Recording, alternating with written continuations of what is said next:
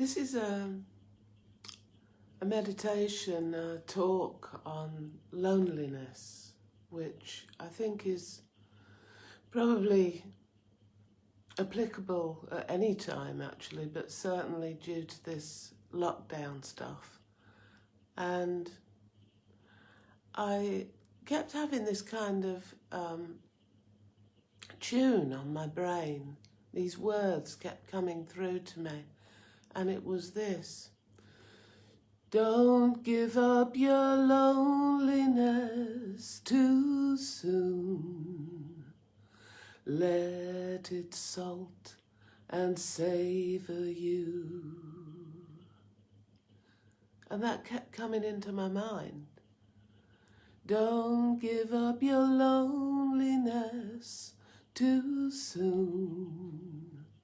Let it salt and savour you. And I started thinking about the nature of loneliness. What really is it? I even looked it up and said sadness because we have no company. So it's not quite the same as aloneness, which might mean, well, being okay, being solitary as okay,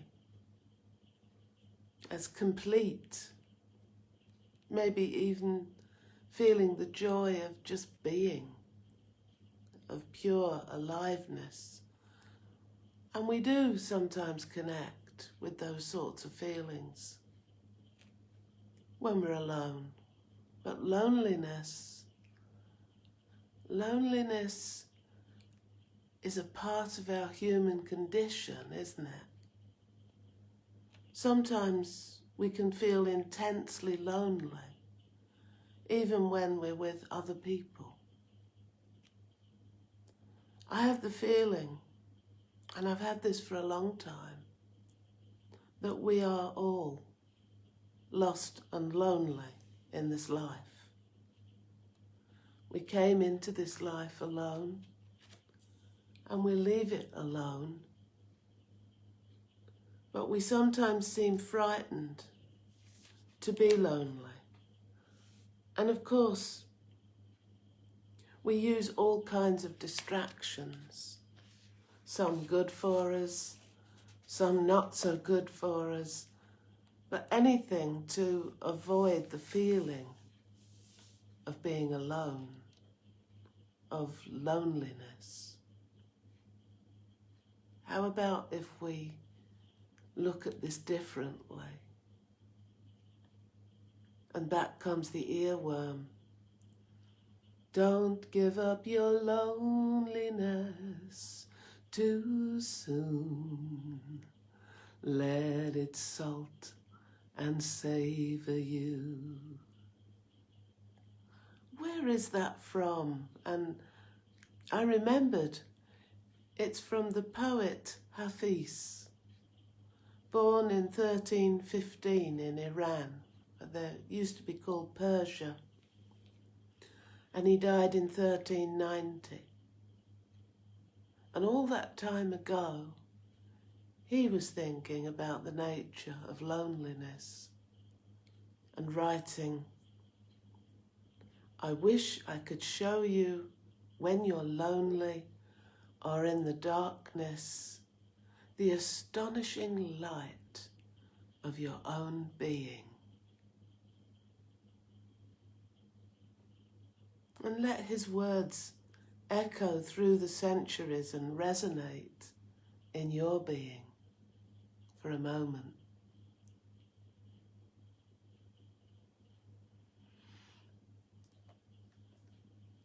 So often loneliness has fear as its companion. And Hafiz said, fear is the cheapest room in the house. I would like to see you living in better conditions. And he also said these golden words: ever since happiness heard your name, It's been running through the streets trying to find you.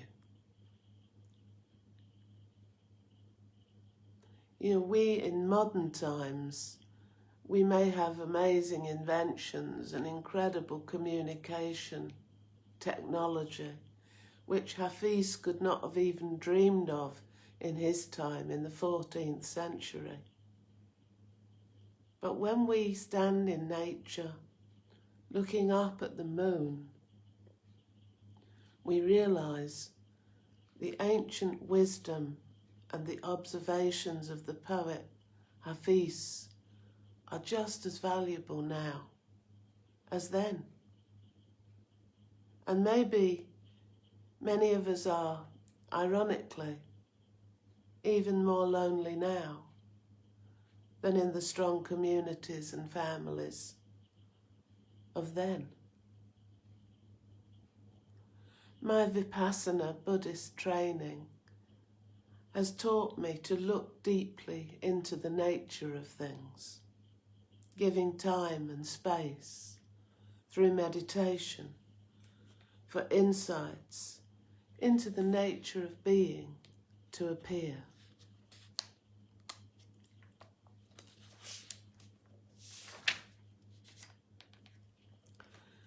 Instead of distracting ourselves from what we experience as unpleasant, and there's nothing wrong with that at times, but maybe we can also pause and give space, depth, and time to explore our nature, our feelings, to go deeper, to go to the very end of them, to go to the very end of loneliness, and out of loving curiosity, really explore our state of being. Often those feelings then, under that exploration and giving that space and time and depth, the feelings either dissolve, evaporate, or we can emerge at peace with the feeling. Meditation practice often involves us coming more to peace. Not actually the feeling not being there necessarily, but being more at peace alongside it, witnessing it, at one with the nature of existence, in deeper relationship with this life and all its ups and downs. Hafiz also said this: I once asked a bird, how is it that you fly in this gravity of darkness? And she responded, love lifts me. The more we give ourselves the gift of meditation practice, the more we can get in touch with our essential loving nature. So, don't give up your loneliness too soon. Let it salt and savor you. Don't give up your loneliness too soon. Let it salt and savor you. Oh, what was it that Hafiz actually said about this loneliness that I've turned into this earworm? Well, it was actually this. He said, don't surrender your loneliness too quickly. Let it cut you more deep. Let it ferment and season you, as few humans and even divine ingredients can. Something missing in my heart tonight has made my eyes so soft, my voice so tender, my need for God absolutely clear. Not everybody likes the idea of God, but it can mean whatever you want it to mean. The Creator, the Great Spirit, nature, the bigger picture, spirituality, whatever you want it to be, or nothing. But the point is, we don't necessarily have to be frightened of loneliness or be averse, pushing it away, but we can savour it and explore it.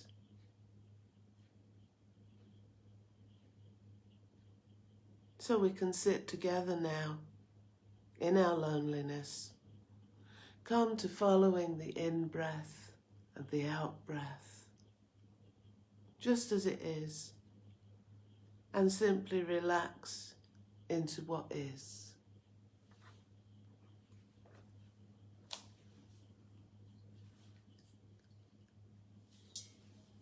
The Tibetan singing bowl will tell us to begin and to end the meditation.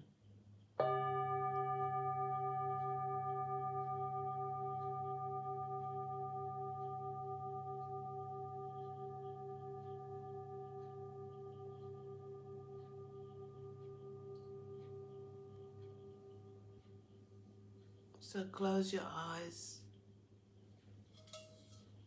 rest your hands in your lap. Come to your breath and just be authentically as you are for a few minutes with me.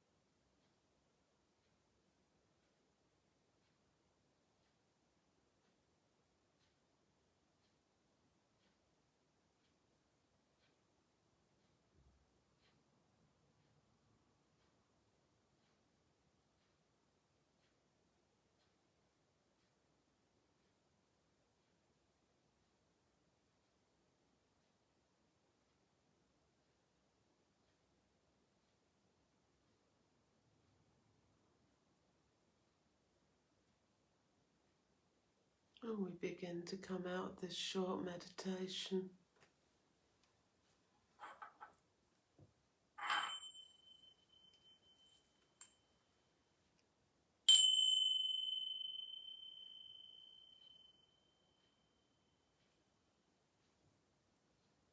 And open your eyes with a gentle downward gaze.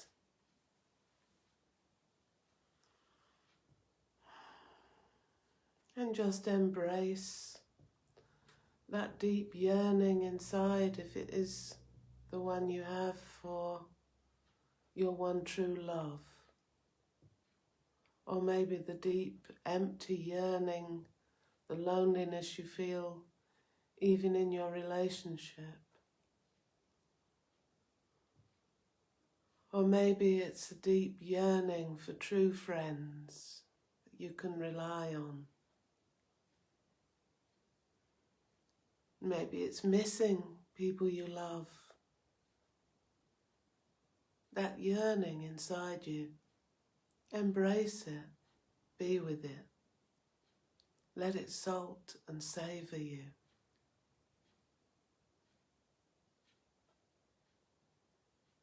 And bring loving kindness to yourself and understanding.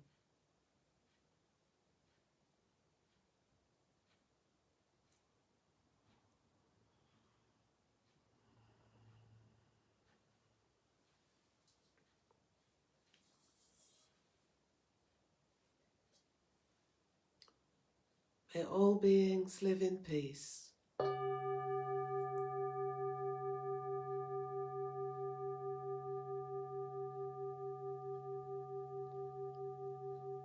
May all beings live in harmony.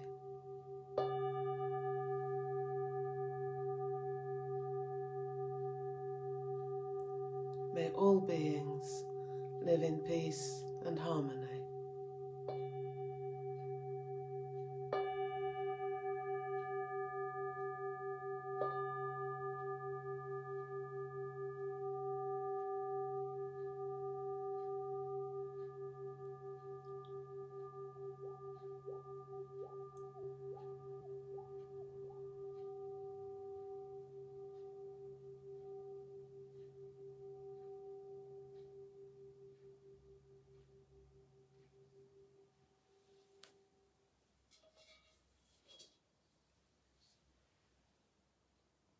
So it's been lovely to share this with you.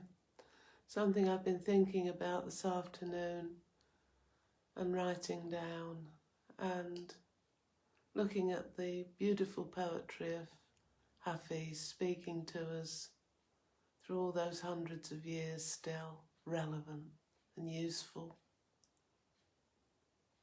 The spirit in me honours the spirit in you. Namaste. Take care. Blessings. See you next time.